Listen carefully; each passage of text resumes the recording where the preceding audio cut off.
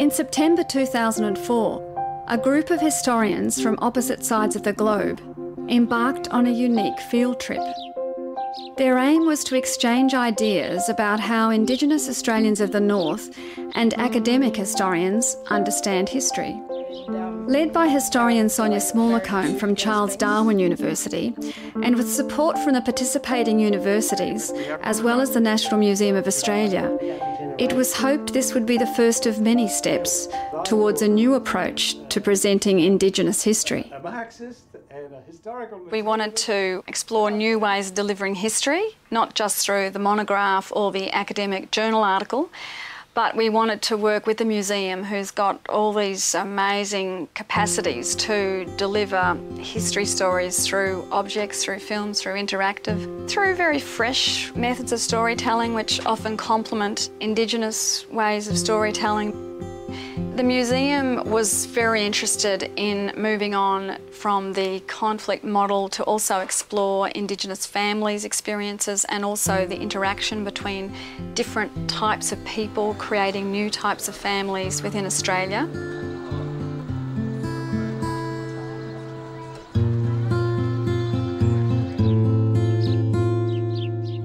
I contacted the Howard Lamar Centre at Yale University, a dynamic organisation set up to study international borders and frontiers.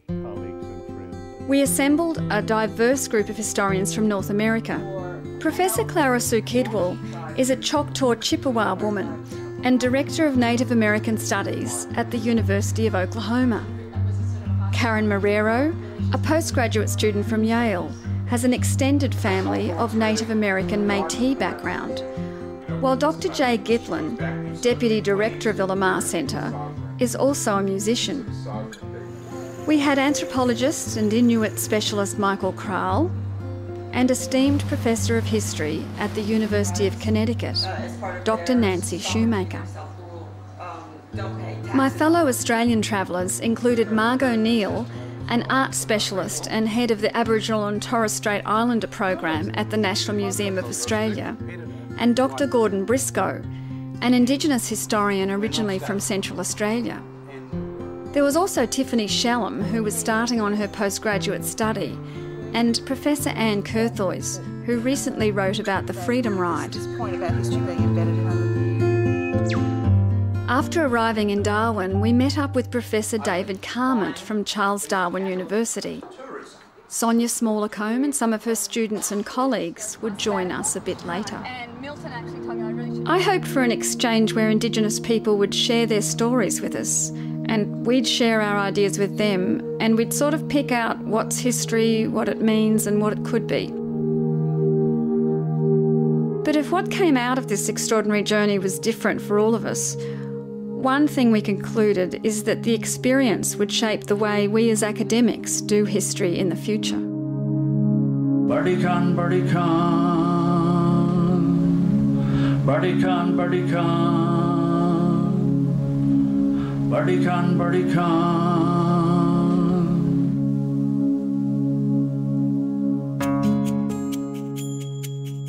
Our field trip was to take us through the top end of the Northern Territory, beginning in the port city of Darwin, a city with a population of a little over 100,000, whose geographical distance ensured that it remained one of the last cities in Australia to undergo urban expansion.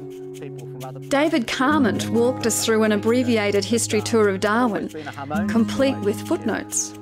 The early story of the Aboriginal people here is one that includes loss of land, it includes some violence, and similarly with the Chinese. For a long time the Chinese did not have the same rights as other permanent settlers who lived in Darwin. It was not possible, for example, for a Chinese person to get a permanent job in Darwin until the end of the 1930s. Many of us had come straight from a symposium on narrating frontier families, where the focus, instead of being on frontier violence, was on discussing families that traversed frontiers, families who loved and reproduced and collaborated and ultimately shaped our nation. I asked my Yale colleagues if they saw any resonances or disjunctions between our walking tour today and the North American frontier experience. When David was talking about an Aboriginal artist who drew paintings in the jail, I was reminded of the parallels between Aboriginal Australian history and American Indian history in the United States. In the 1880s, American Indians who were in jail after a war in Florida, hundreds, thousands of miles away from their home, started painting ledger art, and it's now considered a major historic art form of American Indians.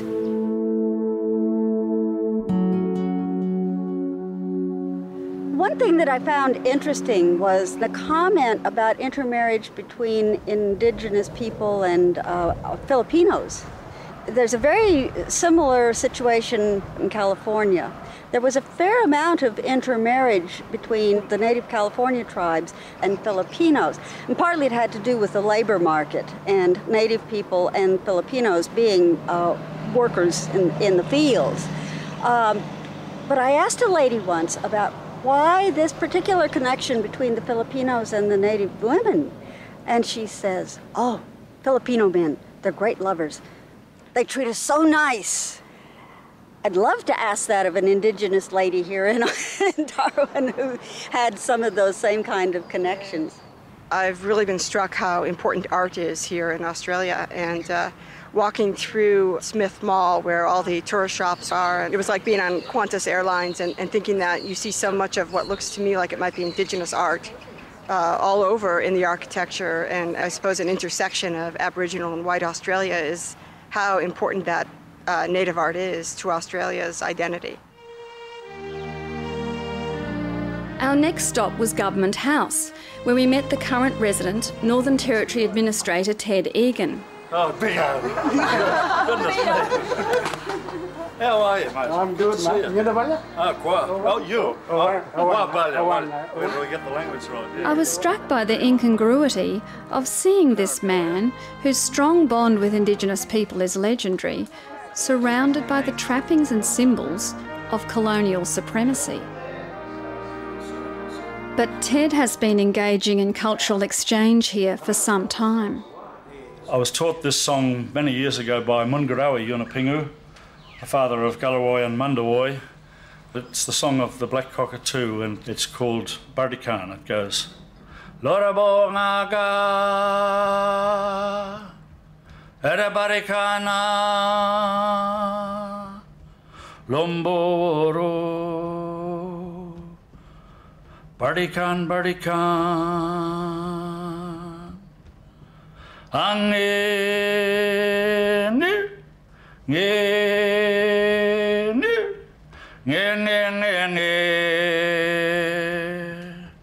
Ada Barikana Lomboro Bardikan Bardikan Bardikan Bardikan Bardikan Bardikan. His recent visit to the Garma Festival was still fresh in his mind as he talked about the importance of song to Indigenous history and how this history is very much in the present in the Northern Territory. Garma is the celebration of the Yolngu culture in northeast Arnhem Land. The Yolngu is amongst the oldest living cultures on Earth, dating back more than 40,000 years. The annual Garma ceremony is aimed at sharing knowledge and culture and opening people's hearts to the message of the land.